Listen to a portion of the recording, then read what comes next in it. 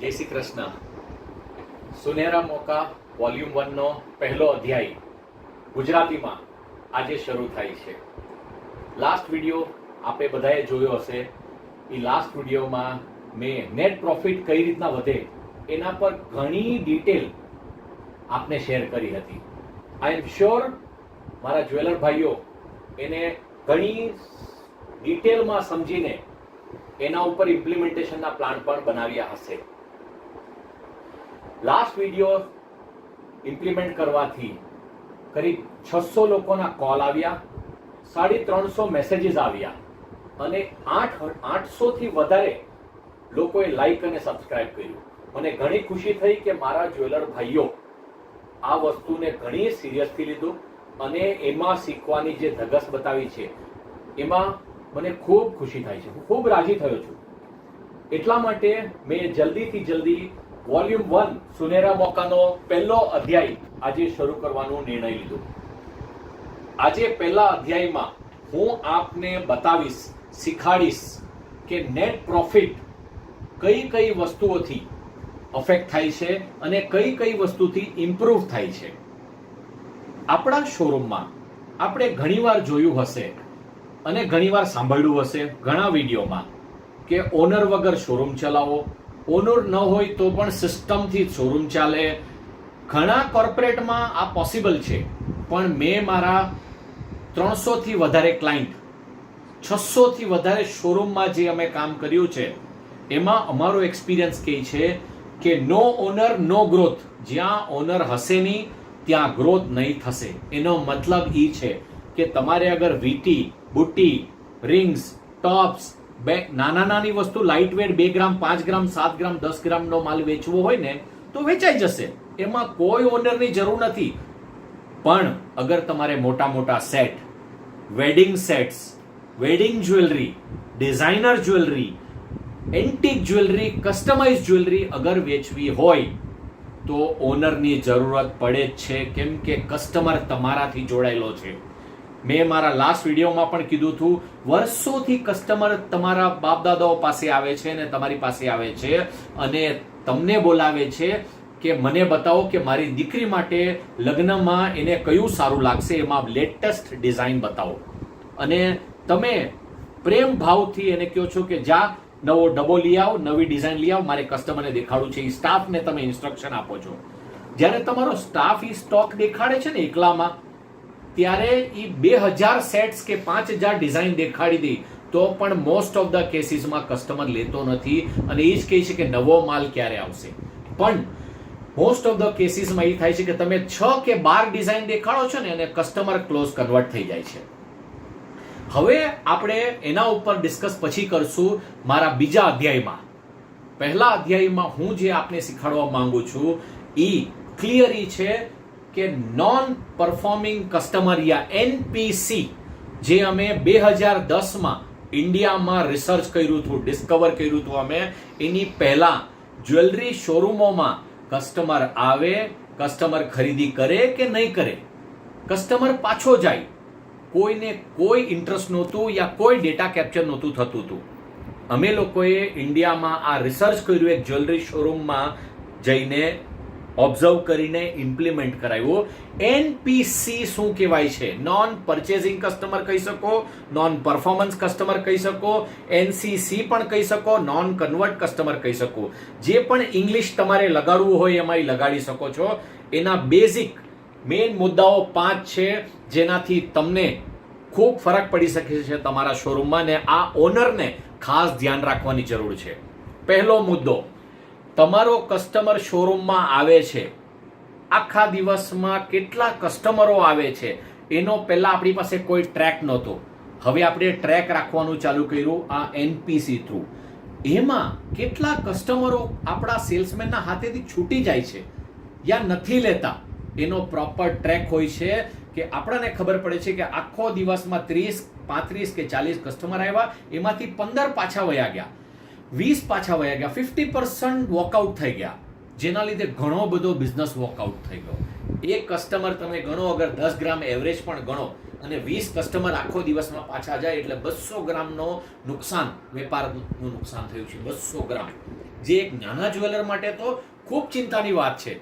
નાના જ્વેલરો જ્યાં મુશ્કેલથી 25 થી 30 કસ્ટમર આવતા હોય છે, જેમાં 10 થી 12 કસ્ટમરો વોકઆઉટ થાય છે, એમને ડેલીનો 80 થી 100 ગ્રામનો વેપારનો નુકસાન થાય છે. અને આ તો મેં મિનિમમ કાઉન્ટ કર્યું. એમાં પણ થઈ શકે કોઈ વેડિંગનો કસ્ટમર બહાર ચાલી ગયો લીધા વગર. કેમ કે ઘણીવાર સાંભળવામાં આવે છે કે આપણી પાસે ડિઝાઇન મોટા સેટ્સમાં નથી, મોટા બેંગલ્સમાં નથી, એટલે આપણે પછી લેશું એ. હવે આમાં મેઇન મુદ્દો બીજો, એનપીસીનો બીજો ફાયદો એ કે આપણે સ્ટાફનો પરફોર્મન્સ મેજર કરી શકીએ છીએ. સ્ટાફનો પરફોર્મન્સ જ્યારે હું કહું છું ને, આપણે ઇન્ડિવિજ્યુઅલ પરફોર્મન્સની વાત કરીએ છીએ કે કયા સ્ટાફ પાસે આખો દિવસમાં કેટલા કસ્ટમર આવ્યા, કેટલાએ ખરીદ્યું, કેટલાએ નહીં ખરીદ્યું, કેટલા ગ્રામનું ખરીદ્યું, કેટલા ગ્રામનું એણે નહીં ખરીદ્યું અને એ પાછા ગયા, એનું પ્રોપર મેજરમેન્ટ રહી શકશે. સ્ટાફને આપણે એના હિસાબથી એને રિવોર્ડ આપી શકશું યા તો પનિશમેન્ટ આપી શકશું. આપણે આપણા સ્ટાફને એના બેઝ ઉપર, એની લોયલ્ટીના બેઝ ઉપર કે એના પરફોર્મન્સના બેઝ ઉપર આપણે એને મેજર કરી શકશું. ત્રીજો મુદ્દો, પ્રોડક્ટ પરફોર્મન્સ. આપણને એ ખબર પડશે કે આપણી કઈ વીટી, બુટ્ટી, ચેન, બેંગલ, નેકલેસ, બ્રેસલેટ ખપે છે અને કયું નથી ખપતું. એકચ્યુઅલી આપણે જ્યારે એને એનાલિસિસ કરશું ને રેગ્યુલરલી, તો આપણને એકચ્યુઅલી નેક્સ્ટ પરચેસ શું કરવું એ પણ ખબર પડશે. ઘણી વખત આપણે આપણા ગટ ફીલથી સ્ટોક ખરીદી કરીને લાવે છે, પણ એ વર્ષ, 2 વર્ષ, 3 વર્ષ કાઉન્ટરમાં જ રખડતું હોય છે અને એનું સેલ્સ નથી થતું, જેના કારણે આપણું વ્યાજ ભરવાનું દર વધી જાય છે એમાં અને ડેડ સ્ટોકમાં કન્વર્ટ થાય છે. ખાસ યાદ રાખવું. ચોથી વસ્તુ, રીઝન ફોર વોકઆઉટ પર ઓલવેઝ ધ્યાન આપવું. મોસ્ટ ઓફ ધ જ્વેલર પોતાના કેબિનમાં બેઠા હોય છે, કેમ કે એમને ઘણા લોકોએ ઘણા એવા વિડીયોમાં એમણે સાંભળ્યું કે ઓનરે ફ્લોર પર આવવાની જરૂરત જ નથી, ઓનરે કેબિનમાં બેસીને બધું ડેલિગેટ કરવાનું ને આઈડિયાઝ ને બધું એ જ ધ્યાન આપવાનું અને પોતાની પ્રાઇવસી રાખવાની, સ્ટાફને બહુ એક્સેસ નહીં આપવાનું. એના કારણે સ્ટાફનું કમ્ફર્ટ ઝોન આવી જાય છે અને સ્ટાફ શું કરે છે, સ્ટાફ એમ કે જે રીઝન એને મનમાં ગમે એ રીઝન એ લખી દે, યા તો જે રીઝન ઓનરને ગમતું હોય ને એ રીઝન લખી દે.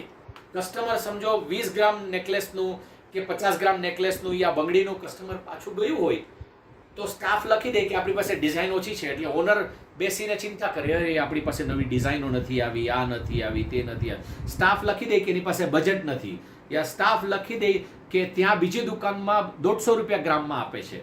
સ્ટાફ એ લખી દે કે પાછા ફેમિલીને લઈને આવશે, લગ્ન પ્રસંગ આવતા વર્ષે છે. ઘણા બધા હજારો રીઝનના કારણે સ્ટાફ પાછો જાય છે અને આપણો સેલ્સમેન આપણે ઘણી વખત ગોળ ગોળ ફેરવતો હોય છે, કેમ કે આપણે એમાં કોઈ રિવ્યુ જ કરતા નથી અને એનું કોઈ ક્રોસ ચેક નથી આપણી પાસે. 5મી ઇમ્પોર્ટન્ટ વસ્તુ ઇઝ ડેઇલી રિવ્યુ. આ બધી વસ્તુને જ્યારે આપણે પ્રોપર રિવ્યુ કરશું ને, રિવ્યુ એટલે ઓનરનું કમ્પલસરી ફોકસ હોવું જોઈએ બધા ડિપાર્ટમેન્ટ્સમાં, સ્ટાફમાં, વોકઆઉટમાં, કસ્ટમર્સમાં, પ્રોડક્ટમાં, આખા શોરૂમના પરફોર્મન્સમાં ઓનરનું ઇન્વોલ્વમેન્ટ ખૂબ જરૂરી છે. બેસીને ચોપડા નથી લખવાના ઓનરે, એડમિન વર્ક નથી કરવાનું, પણ એનું રિવ્યુ બહુ ઇમ્પોર્ટન્ટ છે. ત્યાંથી સ્ટાફનું અનકમ્ફર્ટ ઝોન સ્ટાર્ટ થઈ જાય છે કે ઓનર જ્યારે એમ પૂછે છે ને કે આ વસ્તુ છે કે બીજા કોઈ રીઝન છે કે જેના કારણે કસ્ટમર પાછું ગયું. એના માટે તમારા સ્ટાફને કે તમારા શોરૂમને અગર પ્રોડક્ટિવ બનાવવું હોય તો પ્લીઝ તમારું ઇન્વોલ્વમેન્ટ શોરૂમમાં લાવો, બીકોઝ કસ્ટમર તમારાથી બંધાયો છે, તમારા સ્ટાફથી નથી. અને તમારો કસ્ટમર અગર તમારા સ્ટાફથી બંધાઈ રહેશે તો તમને હંમેશા ડર રહેશે કે મારો આ સ્ટાફ છોડીને બીજી દુકાને ના જાય તો મારો કસ્ટમરો પણ ચાલી જશે. ભાઈઓ, તમારો ખૂબ ખૂબ આભાર. પ્લીઝ આ ઇમ્પ્લિમેન્ટ કરો. અમારો તજુર્બો છે, અમારો એક્સપિરિયન્સ છે છેલ્લા 16 વર્ષોનો. અમે ઇન્ડિયાની સૌથી મોટી management, jewellery management consulting firm છીએ, એક્મે કન્સલ્ટિંગ હૈદરાબાદથી. અમારા ઓપરેશન્સ બેંગ્લોર, ચેન્નઈ, યુપી, દિલ્હી, એમપીમાં, હૈદરાબાદમાં, આંધ્રપ્રદેશમાં અને હવે અમે ગુજરાત, સૌરાષ્ટ્ર, કચ્છ, ભુજમાં પણ એન્ટર થઈએ છીએ. અમે અમારી નવી ઓફિસ સીજી રોડ પર લઈને આવીએ છીએ. જેમ આ કોરોના વાયરસનો પ્રોબ્લેમ્સ ઓવરકમ થાય એટલે અમારી ઓફિસ ઓપરેટ થઈ જશે. મારો નંબર છે 9959 995903. હું રિપીટ કરું છું, 99595903. તમારો કોઈ પણ પ્રોબ્લેમ આના લગતા વળગતા હોય તો કોલ કરો, મેસેજ નાખો, અને આપણે આ શીખવાનો સિલસિલો કન્ટિન્યુ રાખશો. જય શ્રી કૃષ્ણ.